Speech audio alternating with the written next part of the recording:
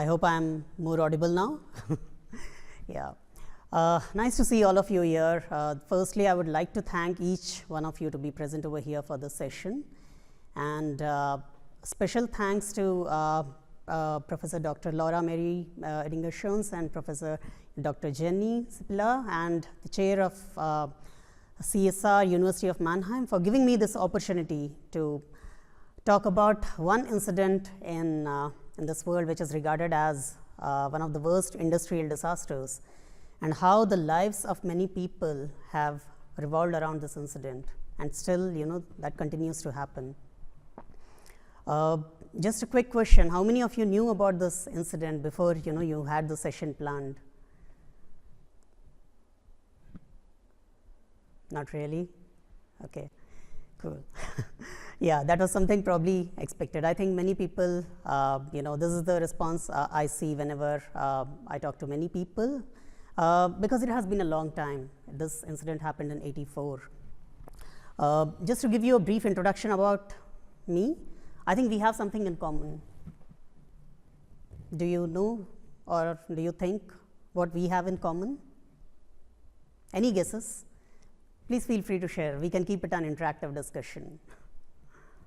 Absolutely. So yeah, like you all, I am also a student currently at University of Mannheim. I am pursuing my full-time MBA at Mannheim Business School. I belong to the batch of 2019 and I would be graduating by the end of August this year.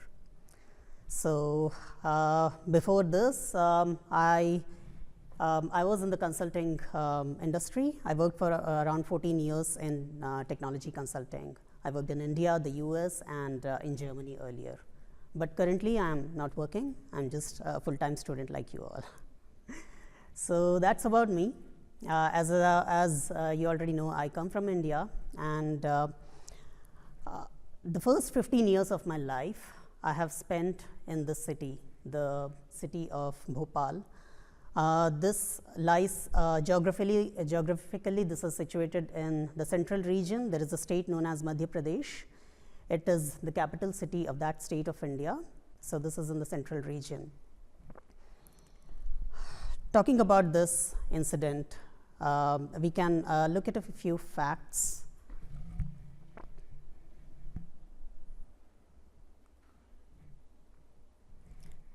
So there was this company, Union Carbide India Limited, which used to manufacture certain pesticides, and it was co-owned by the parent firm, Union Carbide Corporation, whose CEO was Warren Anderson at that point of time, and some of the other stakeholders were also some of the Indian entities, some government, some banks, but the majority stake was owned by Union Carbide Corporation.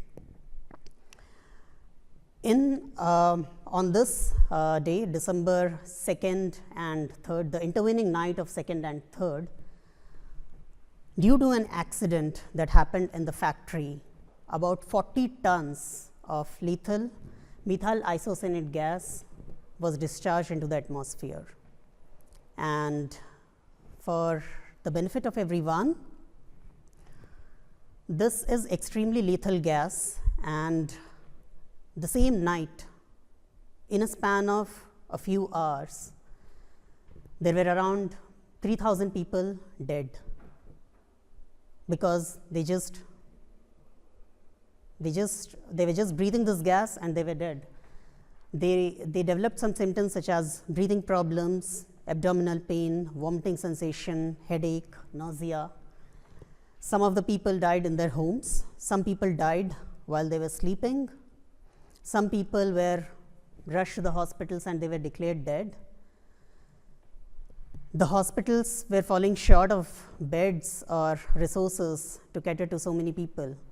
If you just Google it once, Bhopal gas tragedy on the web, you can see hundreds of articles, a lot of videos made, a lot of documentaries, in which people describe their experiences. Some of the people who lived through that incident, they described their experiences as to what happened. People woke up to noises on the street. People were just shouting in the language that happens to be Hindi. They said bhago bhago, that means just run run, and people didn't know what to do. You know, you people, just imagine, you go to bed, you are sleeping, suddenly you hear some noises, you know that something very poisonous is leaking, people ask you to run, they say that you are going to lose your life otherwise. It takes some time for people to realize, and you have hardly anything to do. Such was the case, and this was not, you know, what is the worst thing that can happen? A basic necessity of mankind is to breathe air. If that air is contaminated with poisonous gas, what is that one can do? That was the situation. What made it worse was that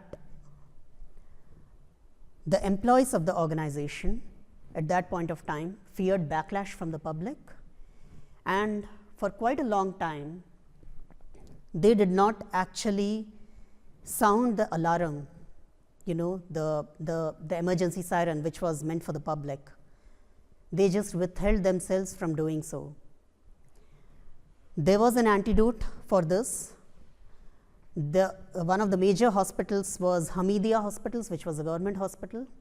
The doctors had never seen this kind of thing happen before, and as soon as they got to know that some kind of gas is leaking from Union Carbide, they called up the authorities, and they said, no, nothing happened. The gas has leaked, we have contained it, and you know, there's no problem, it is not really poisonous.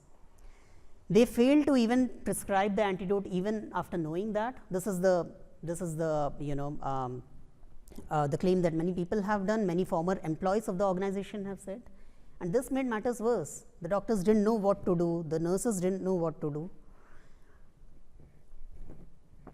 There were human corpses lying on the streets, in the hospitals. A lot of people were just running outside the city. They just knew, okay, the gas is leaking, there is the factory in that side, let's run in the other direction. And it was such a kind of event. So within that night, around 3,000 people died. The next week, around 8,000 people. In the next 2 to 3 weeks, overall, around nearly 20,000 people died. They developed some kind of complexities. And to say what actually caused the incident, there were multiple factors over here. Many people say that for cost cutting and primarily due to cost cutting, the company ignored many quality procedures that were meant to be implemented in the factory, and they were taken for granted. The company had certain checks to prevent the leakage of gas from one of the tanks, and all those systems were either not maintained properly or they did not function at that time because the quality inspection was not done properly, and there were 3 layers of safety precautions did not work during that time. Talking about the number, just 20,000 is just the number of people who died. There were so many other people who developed some kind of complication or the other. The rough estimates vary because different organizations have given different estimates, but an agreed upon estimate at a high level is that 500,000 people have suffered some kind of ailment, some kind of problem in their lives, a kind of some chronic ailment which has existed for many years. So talking about this, talking about, you know, the way the employees conducted themselves, and we really see that this is not the you know, a good way. Had they described the antidote, many lives could have been changed, you know. And whatever I am talking is based on some of the experiences that what I'll talk later is more about my personal experiences, but what exactly happened on that day is based on what I remember from my family, because I was born in the year 81, in September 81, and I was barely 3 years old when this happened. So on that day, my siblings and my friends, it was a usual day for them. So we lived in one part of the city which is geographically about 8 kilometers from this place. So this factory was located in the old city of Bhopal. My father at that point of time worked with a public sector undertaking, Bharat Heavy Electricals Limited, and we lived in BHL township, and that was around 8 kilometers from that. So in our area, I should say I was lucky, and we were lucky that the direction of the wind was on the other side. So all the people who suffered the most were the people who lived in close proximity to that factory, and the people who lived a little bit far, they developed some kind of complications, but probably, they still had their lives. They were still alive. So the way we saw it, we didn't know about anything that happened. We were in the outskirts of the city, around 8 kilometers, as I mentioned. And in the morning, as the people went to school, the school buses did not come. The people didn't know, the children didn't know what to do. They just came back home. And during lunchtime, my father came back home. He used to come for lunch. It was a short distance, so every day he used to come for lunch to the home. And he just came and said, okay, get ready as soon as possible. We just need to head out of the city. Because there was a talk that the gas is leaking, but by then we did not know that the gas had stopped. Okay, so it was a chaos. There was no proper communication from the authorities. So we all started getting ready. In the meanwhile, my dad had gone to the gas station to get some fuel, but by then the news had already come. Okay, now the gas is contained, so it's okay to stay where you are. So we continued. At that point of time, I think we were just happy that we survived that incident. We were alive, but hardly, probably my parents knew what was going to happen in, our lives in the next few months to come. Talking about many things that happened during that day, it was not just a failure from the factory. The chief minister of the state at that point of time fled immediately on his private charter flight to another city. There was no proper emergency response mechanism that happened to inform all the people as soon as possible. At least some of the people were very sensible, like for instance, in the railway station, there were stories after this incident. There was a story that the station master of the railway station, he continuously kept calling all the other trains arriving in this direction not to come. He just asked the trains to stop in the previous station and not to come over here, because if the people come here, they breathe the air and they die. And all the trains which were about to leave, he gave instant signals for them to leave as soon as possible. In doing so, while he was on his calls, he died because he inhaled the gas, but he did not give up his duty. Many people tried to help other people. Some doctors lost their lives because they did not care for their lives. They did not run. They were just trying to cure people with whatever little information they had to help the people. After this incident, so talking about the the long-term effects of this one, as I said, this gas has some. It was not just this gas that was emanated from the factory. So this happened because of a chemical reaction. It seems that due to some accident, water got accidentally into a container in which certain chemicals were stored. A chemical reaction happened and methyl isocyanate was released. Because of the bad condition of the containers, it was not just methyl isocyanate. Certain compounds of nitrogen, certain compounds of sulfur were also released, and this increased the complexity, because there was a cloud over Bhopal for a long time, in which primarily there was methyl isocyanate and a few other harmful gases. And if you look at the properties of these gases, these gases are heavier than the regular air. So they tend to settle down in lower layers, and that's how many people who were researching on the subject, they said that the most affected people were children and women. Children, because their height is low and they tend to breathe more of this air. So it was around that. After this incident, in my case, probably it was around 2 months or 3 months after this incident, I started to developed some kind of symptoms. So as I said, my life has revolved around this incident. Today I am standing perfectly fine in front of you all, but my childhood was a lot different. It was a bit painful because of this incident. After 2 to 3 months of this incident, started developing some symptoms as to bloating of abdomen, abdominal pain, things like that. So as I said, my father was working in the BHL township. We had a local hospital which was for the employees and their children, our first point of contact with them. They were not really able to make out what was the issue. So they performed all kinds of tests and everything. They said, okay, everything is fine. All the reports seemed to be fine. They didn't know what was causing that.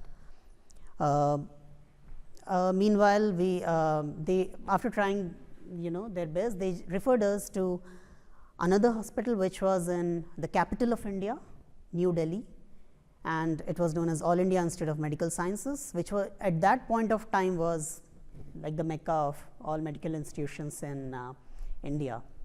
So we were quite hopeful. We traveled to that hospital. They continued all the tests again. Sometimes many of these tests were a bit painful, a bit intrusive. Insertion of a tube through the nostrils, and I was barely 4 years old then. So you can imagine what a child has to go through when a tube is inserted through the nostrils. And if the staff is well trained, it's still good enough. But I had a couple of incidents in which they were really very insensitive. They inserted a tube which was meant for the adults into a child's nostril, into my nostril, and I bled, and the whole bed was full of blood. And after they realized, the main doctor said, oh no, this is not the tube that you have to insert. Then they removed that, then they inserted the one with lesser width. There was another such incident like that. So slowly we just didn't know, okay, what was happening, why are the doctors not able to do it. It was supposed to be like the best hospital with the best doctors in India.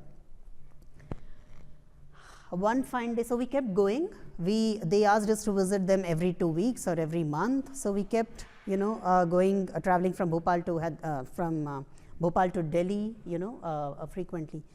One day, the chief surgeon over there said, okay, let's, we want to operate him, get your son ready. My parents were a bit surprised why they are just calling for a surgery. And, but they had their hope. They wanted to see, okay, the doctors are saying probably they know, and probably a child will not suffer every day with pain in the abdomen or something. So they were a bit hopeful. So the doctors just operated me on. They hoped that they would find something which they did not find through X-rays or other scans or something. They found nothing. They just did the surgery. So imagine a child 4 years old going through under the knife with no result at all. So that was the first point when we realized, okay, these people are crazy. They were probably using me more as a subject of research or experimentation rather than really trying to cure me. But we still, at that point of time, we had no other hope. So we just kept on going, and I think after a few months we realized that no, these people are not really helping us. We stopped going over there. And in the meanwhile, my schooling continued. I was quite irregular to the school because frequently, so there were a few days when I was a little bit better. I used to go to the school. On some days I was not well, so I used to stay at home. In the meanwhile, my parents took me to all the doctors in the city of Bhopal. Every kind of therapy, the regular medicine, homeopathy, Ayurveda, we tried everything. Many people put different kinds of diet restrictions. Some said don't eat rice for a few days. Some said don't eat wheat for a few days. We tried everything. But I was a very healthy kid before this incident happened. I was just like all other friends in the neighborhood. But because of this one, because of the bloated abdomen and everything, I could not eat a lot, and slowly I became a bit leaner during my childhood. So the differences could clearly be seen. However, we tried to keep a general, life going on. I had the support of my parents who were helping me. My 2 elder sisters, my siblings were helping me. They used to write the notes for me that I borrowed from my classmates. My teachers helped me in coping up with the subjects, and my school helped me. by giving, by allowing me to maintain that minimal amount of attendance required to appear for the exam. Somehow I managed to, keep going through that. It was going on, and life continued in that manner. We had got used to this new normal in life. Then there was an incident that happened in 93. So suddenly one day I started developing abdominal pain. We were used to this one, it was nothing new. So I took medicines, and usually it used to be in control in the next couple of hours, but that day this did not happen. And after 4 or 5 years, it just kept on aggravating, and we realized, okay, we really need to head to the hospital. We used to go to the hospitals quite frequently, this used to happen, but that day it was something different. So we went, and we went to the local BHL hospital that day. The doctors performed a scan, and they found somehow that the intestines were stuck to each other, pretty much stuck to each other. They were actually really very good doctors. They were they were just general physicians. They were not experienced gastroenterologists who deal with, the gut and the intestines. So they said, they didn't know the reason why that had happened, but I was not able to bear the pain. I didn't know what I could do, so I just requested the doctors just operate me and save me. They knew that I was going through the pain. They tried to somehow alleviate the pain by giving some medication, by putting me under IV. For 2 days, they tried their best. Things did not work out. Looking at my condition, they operated me. They did a good job. They separated all the intestines, and the reason that happened was the first surgery that I told you that happened in All India Institute of Medical Sciences.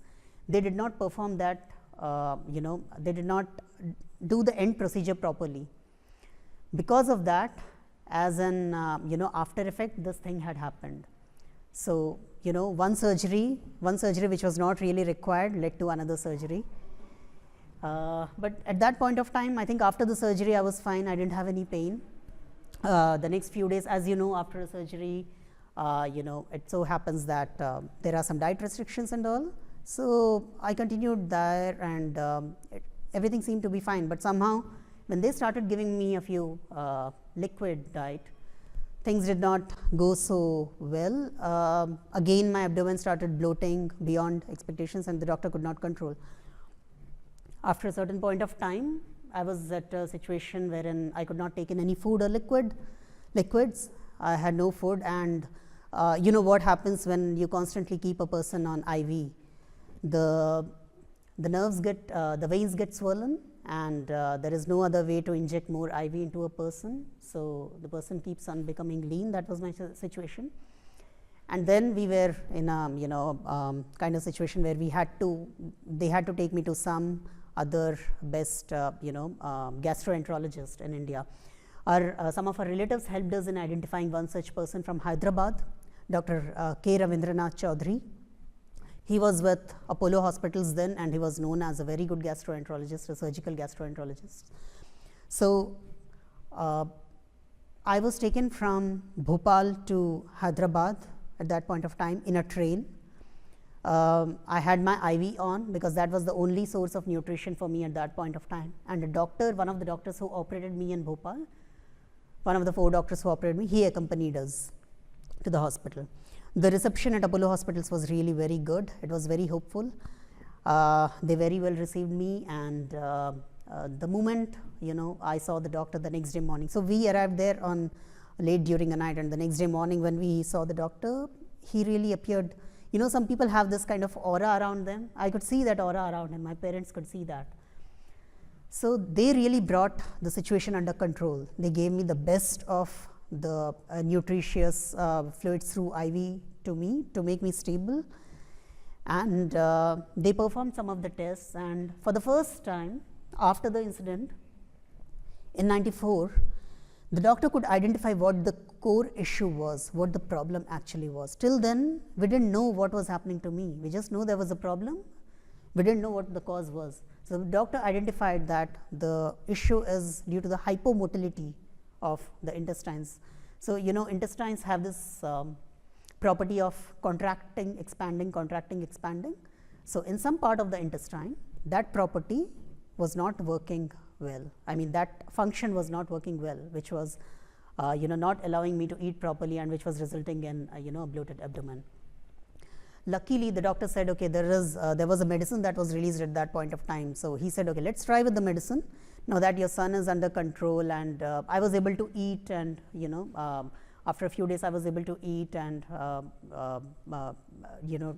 the life was getting back to normal as to what had happened before the surgery. So he said, okay, let's continue with this medicine. We'll see if it can be cured. If not, then we can perform another surgery. So we continued that medication for a while, and in the meanwhile, when we went back to Bhopal, the doctors, one day when we went to meet the doctors, the 4 doctors who saved my life by operating me, they said, this was the best we could do at that point of time, but in future anything like this happens, we won't be able to help you, because we are not gastroenterologists, we are just regular general surgeons. So they suggested my father to take a transfer to the city of Hyderabad, wherein we had, we were in close proximity of the doctor who was treating me. So that made us move to Hyderabad. So in 95, we moved from the city of Bhopal to Hyderabad, which lies in the southern part of India. Things started getting better. The medicine seemed to be working. I was slowly, as time passed by, I started getting a little better. And I was continuing with my school life. I was more regular to the school, and then I enrolled into engineering. But in the first year of engineering, somehow we felt that the problems resurfaced, and our doctor who was treating me then said, it's better to perform a surgery now, because maybe I can have just a regular life that I used to have in my childhood before that incident happened. It was a very planned surgery, and it went on very well. It was a success. For the first time in my life, I could feel that after I was discharged from the hospital, I could actually feel how beautiful life could be. I realized that I didn't have a heavy abdomen. I could eat very well, and there was a sense of happiness, and that really continued for quite a while.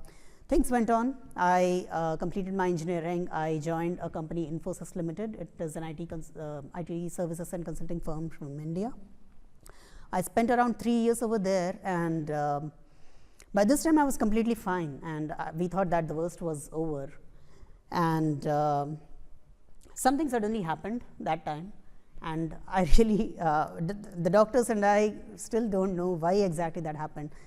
I suffered from a viral fever, and one of the local doctors gave me some very strong antibiotics, and probably as a result of that, I started having abdominal pain one day. It went beyond control, and we were taken to the same doctor who saved me in 2001. So this incident that I am talking happened in 2008. He was surprised to see me, because he thought, okay, everything was fine, we operated you, what happened to you suddenly?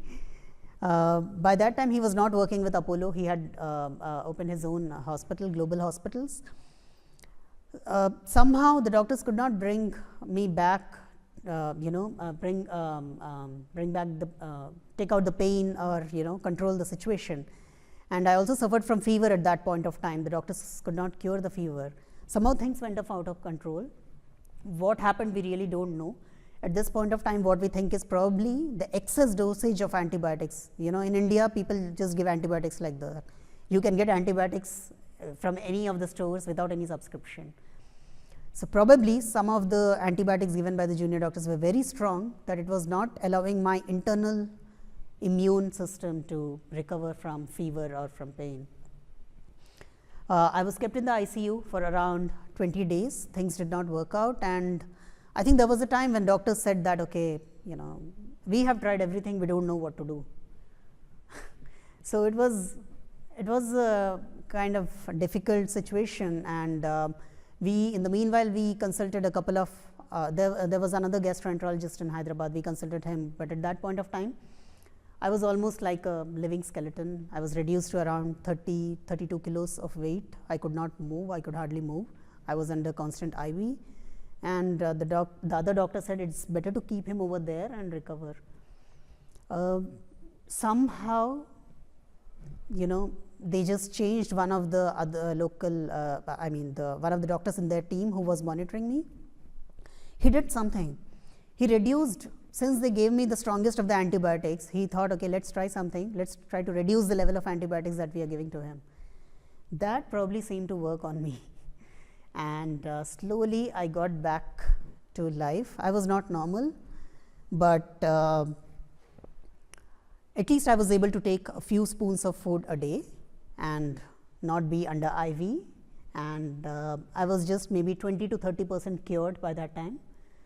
But the doctor said, okay, probably I was waiting to get back home.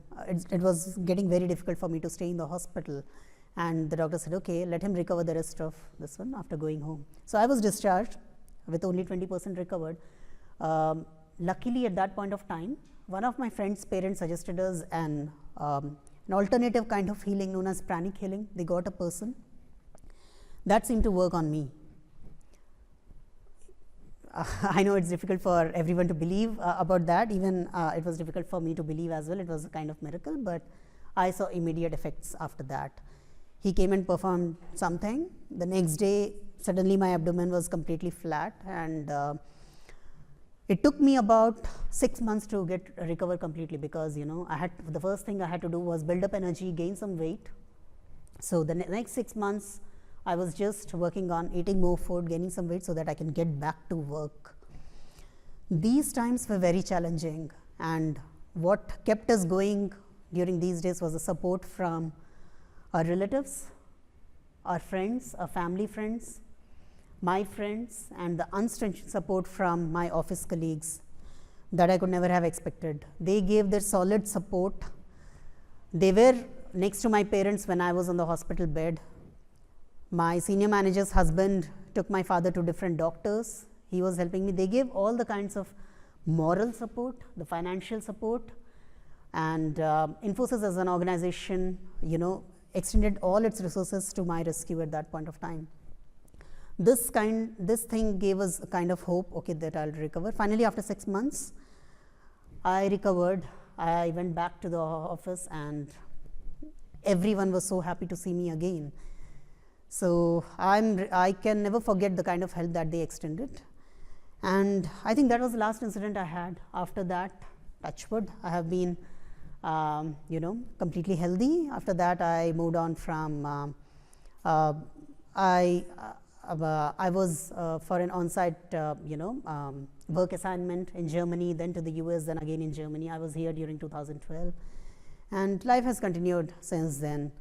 And after a few years, I switched the organization. I moved to Deloitte. For the past 5 years, I was working with Deloitte before I joined in the MBA here, and that's how my life has, been revolving around that thing. But in a way, when I was a child, I used to think, why did this happen to me? Because, as I said, the implications of this gas were different to different people. There was not a specific pattern. Not everyone was affected by the same kind of thing. Some people had some gastroenteric problems, some people developed some kind of headache, some people were born with certain defects, some people had breathing problems, some people had problem with the eyes. There was no pattern. And the kids around my neighborhood were mostly either they had very minor problems, something like developing eyesight, or not really major problems. I used to think, okay, why did this happen to me and all, but maybe today I think I'm over it. In a way, I feel these experiences have just made me a more strong person. I have seen the worst. I have had near-death experiences many a times. So now, some small problems come, I really don't see them as major problems. So that is, probably looking at the positive side of it. However, one thing what makes me a bit concerned is that this is just my story. there are so many others who might have had similar stories. We didn't have a lot of social media then, for everyone to share their story, and there were a lot of people who used to go to the hospitals. People were falling short of the hospitals were falling short of doctors. People who lost their lives can never be brought back. Their families are the ones who suffer the most. It's for someone who suffers the pain, it is still okay, that person suffers it internally. But for the people around him, it's much more difficult. In my case, it was much more difficult for my parents to see their kid suffering and their kid going through whatever I was going through. When we see our loved ones going through pain, it is much more difficult. Just imagine the plight of those people who have lost their loved ones, who were seeing their loved ones suffering on a day-to-day basis. For me, I had the support of my parents, my siblings, my friends, my teachers, my school authorities, my company people who helped me. What about those people for whom there was not much of support, who did not have these kind of resources or support from their friends or from their family? What would be their plight? And if we look at the way things went on, there was obviously there were some court litigations. There was a case after this on Union Carbide. Initially, the government of India, while mediating, they said, okay, as a compensation, they had to give $3.5 billion. That was not agreed upon, and finally, through some out-of-court settlement, Union Carbide paid around roughly around 500 million or something, which was hardly sufficient to compensate to all the people. And even we used to go to those hearings. We filed a case, but as so many people were affected. It was difficult for the authorities to grant some kind of support to all the people. However, many people feel that there have been irregularities in granting that $500 million as well. Once when we were in Hyderabad, we went for a hearing to Bhopal, and that incident made us feel, okay, we don't want to go over there again. So we went there to appear. The judge was already a couple of hours late, and the other people, the other staff, they told us, okay, we can have a lunch and then get back. By that time, the judge would be back. We went out, we quickly had a lunch, we got back to the hearing. By that time, we came much before the prescribed time, and the judge was already there. He said, okay, you are late, doesn't matter whether I was late or not, you were late, so you have to come a few months later. And then we realized, okay, this is it. We cannot depend on any kind of compensation that you give to us, and we just never went for any kind of hearing again. And I believe a lot of others had the same kind of feeling as we had in terms of receiving any sort of compensation. I never received, and many others did not receive. So what happened after this incident was that they designated some area around the factory and designated that as the most affected area. They gave some compensation to every member in that family, whether that member was affected or not. To the other areas, they said, okay, come and appear in the court, and then we will examine whether you are genuine or not, and based on that, we will provide compensation. This was the kind of thing. And that's where many people still feel that they have not been rightly compensated. And what happened to this firm? So, in 94, the parent organization sold its stake to one of the other industries, Eveready Industries, and Dow Chemical Company, it purchased the parent company in 2001, which was 17 years after this disaster. And mostly you might be aware of the pic that you saw over there. That was a pic immediately in the aftermath of Bhopal gas tragedy. Father was burying his child, and a couple of people took the photo, and the photo taken by Pablo Bartholomew won the World Press Photo of the Year that year. And this was this image on the left. It shows a lot of corpses lying around on the land. They didn't have place to bury the people dead. They didn't have so much of space. There were, and not just people, there were carcasses of animals, cows, buffaloes, goats, everything around. So this was what I was talking about. Onto the top left where you see is the Union Carbide and the Hamidiya hospital over there. We were living somewhere around this part where you see it as Habibganj, and so we were a little bit far. However, the after effects of that, because as I said, it was not just about air pollution. The air got contaminated with the water, with the soil, and that is the reason that many people, some of the people are still feeling the effects of that. I would say not everyone is feeling, it's not such a harmful place to live in, but I think for people living in the close proximity of that area, it still is a concern. So as you saw, this is the Bhopal in the central region of India, and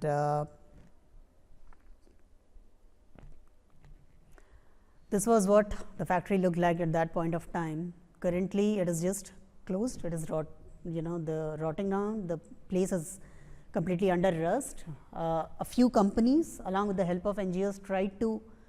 So there is still a lot of chemical in those 3 tanks where the contamination happened, and they tried to clean this place, but they were not successful. I think there was a documentary in which they said not even a single gram of this thing was dissolved or properly disposed of.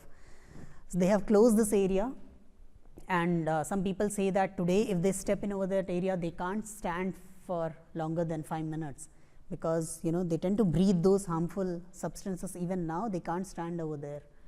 So this is the area over there, and people still await justice, but I think it's it has been more than 30 years now, and many people have forgotten, people have moved on. But for the people who have lost their loved ones, I was one of the lucky ones, but who have survived this. But for the people who have lost, who don't have support, and some of them are still fighting, for them it still happens to be the case that they are still awaiting justice. And if you Google, through this one, you will find a lot of stories, and that's when I did not write a lot about the litigations, the court litigations and everything. Primarily, who do you think is responsible for this one? What do you think? I would like to hear from you. This was the worst industrial disaster in the world. Who do you think is responsible for this one?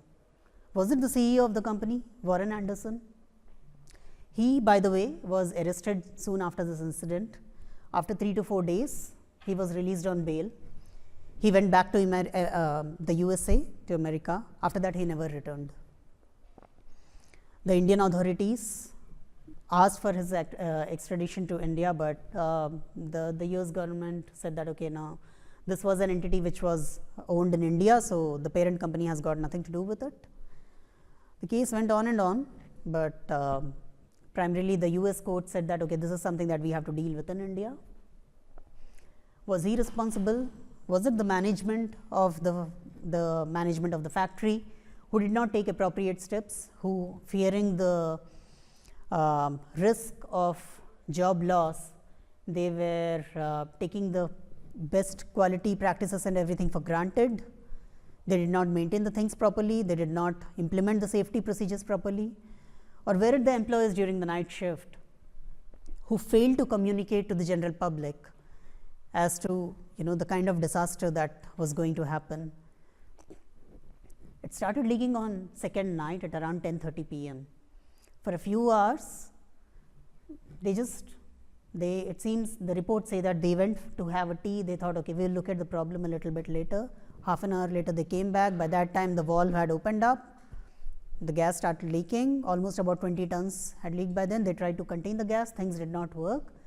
In the next couple of hours, another 20 tons got leaked into the atmosphere. Finally, the atmosphere was full of 40 tons of these gases. Finally, in the midnight at around 2 or 3 a.m., they managed to close the wall. They did not communicate properly to other authorities. The authorities got to know only when people woke up in their sleep, they started running and shouting. Or was it the way it was handled by Indian government authorities or the local authorities of India in not bringing, in not really fighting the case for the citizens of Bhopal? Probably there was a better way to fight the case. It's true that India at that point of time was not what India is today, but this was a major disaster which had to do with the lives of people. This also brings to question another thing. What is the value of life? Does the value of life depend upon where the person is located? The question that I think several times is, what would have been the response of other authorities had this incident happened in some other part of the world? What would have happened if this incident had happened in some part of USA? Would the same thing have happened? Is the value of life the same, or is the value of life of different people different? Is the life of a person, a US citizen, more than the life of an Indian citizen? To be more generic, is the life of a citizen in developed economies is more than the life of an individual in developing economies? These questions remain unanswered, and I think tomorrow, when all of us, we are in the corporate world, these are the things that we have to think about before we take any decision. We always will be under constant pressure to reduce the costs and to see wherein we can have lean operations, but when it comes to the safety of the public or the safety of people, it is that stand we need to take as individuals to say that we are showing some kind of social responsibility. Proper management over here, we don't know whether the CEO Warren Anderson really said that, okay, you need to reduce costs, because even until today, the company says that it was not because of its faulty equipment or anything. They say this was an act of sabotage. They say some disgruntled employee intentionally pumped in water into one of the tanks, and that resulted in the gas coming out from the equipment. They still don't say that it was their fault. They still say that no, our systems were perfect. Whereas there are various reports by many organizations. There were even many news articles. If you are interested, I suggest you to look at a couple of documentary films made on this. One is, the name is Bhopal Express. It is a fictional story based on a couple who lived in Bhopal at that point of time. The name of the movie is Bhopal Express. I think you can watch it on YouTube. It has English subtitles. There was another movie which was made in 2014. The name is Bhopal, A Prayer for Rain. This shows the positive aspect of Warren Anderson. However, they present different different kinds of story. The second one is more like a documentary, but they are worth watching. They give you the kind of incidents that happened, the small accidents that happened from 1980, 1981, 1982. There were similar accidents, however, they were not as huge as what happened on this fateful day. So this is about it, and I thought it was probably a lecture in which we spoke about a lot of sad stuff. If you ever think about Bhopal, I don't want you to look at Bhopal in the other direction. Bhopal is a beautiful city. I lived over there for 15 years. It's known as the big lake of Bhopal. It's quite a beautiful place, and not all parts of Bhopal are as bad as the images that I showed you. It's a peaceful small city. So with that, I will thank each one of you, and I open the floor for any question, for Q&A, for any questions that you might have.